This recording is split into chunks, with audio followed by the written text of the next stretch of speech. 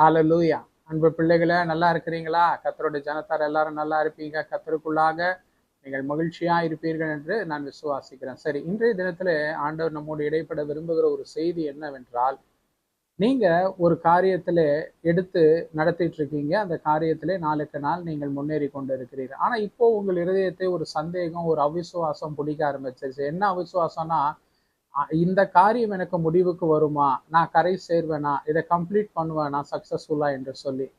ஆண்டவர் அப்படிப்பட்டவர்களோடு ஒரு வாக்கு கொடுக்கிறார். என்னவென்றால், காரியத்தை நிறைவேற்றி முடிப்பேன் என்று ஆண்டவர் சொல்லுகிறார். சமீபத்திலே இதே போல செய்தியிலே இதே வாக்குத்தத்தத்தை ஆண்டவர் கொடுத்தார்.